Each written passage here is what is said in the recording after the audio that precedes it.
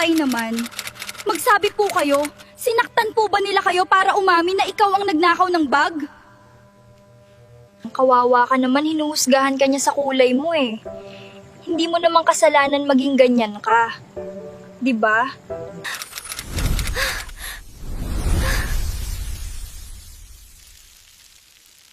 Wow, ang galing mo naman, Ib. Ibig sabihin may kapangyarihan ka pala, May. Teka, ang bango. Nakakagutom lalo. Kain ka din, Ib. Eto oh. O, 'di ba ang sarap at parang bagong luto pa. Bakit kaya pinagbibintangan ka nung babae kanina? Eh kaya mo naman pala magbigay ng pagkain.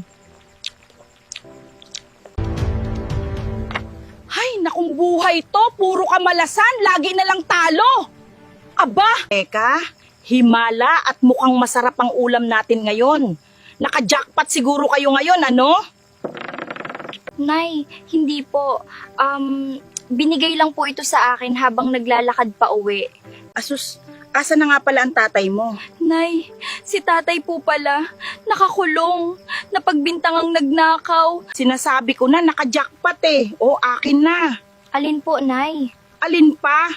Eh de yung akin. Nay, wala po talaga. Ayaw mo ako bigyan. Akin na nga tong mga to. Bakit ayaw niya maniwala? Tapos kinuha niya pa yung pagkain. Kaunti pa lang nakakain ko. Pasensya ka na, Iba. Alam mo, mabuti at nakatago ka bago dumating si nanay. Ayaw pa naman niya sa mga pusa. Samahan mo muna ako, Eve. Hahanap tayo ng trabaho para makaipon pang piyansa kay tatay. Magandang umaga po, sir. Baka kailangan niyo po ng labandera ngayon. Kailangan ko lang po kasi ng pera.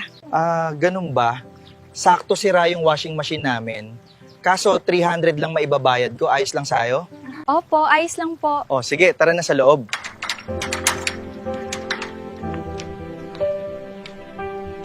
O paano Ana? Ikaw na bahala dyan ha, sa loob na muna ako.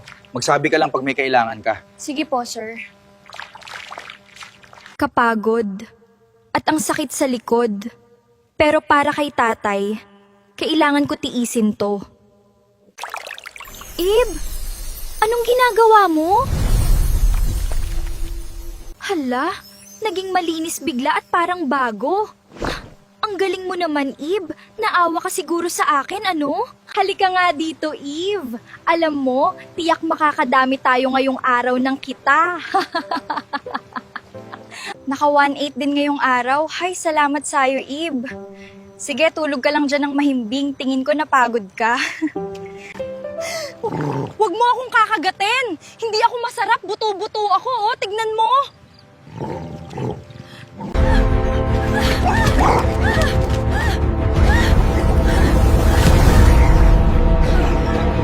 Ay, mabuti naman at nagising ka, Ib. Muntikan na ako doon. Salamat talaga at nariyang ka. Tabibi muna kita. Sana makaipon agad kami ni Ib. Tara, Ib. Tulog na tayo. Diyan ka lang sa loob ng kumot ha, para di ka makita ni nanay. O ayan, panalo na to Paano ba yan, Dolores? Talo ka na naman. May pera ka pa be? Oo nga, baka wala ka na pambayad sa amin Ano ba naman yan? Akala ko panalo na ako. Hindi nyo naman siguro ako dinadaya, no? Paano ka naman namin dadayain? O siya, hintayin nyo ko, kukuha lang ako. Lalaro pa tayo. Naubos na naman pera ko. Paano naman kaya ako makakabawi sa mga bruhang yon? Ay oo nga pala. Naka-jackpot tong si Ana. Ma-check nga, baka may tinatago siya sa akin.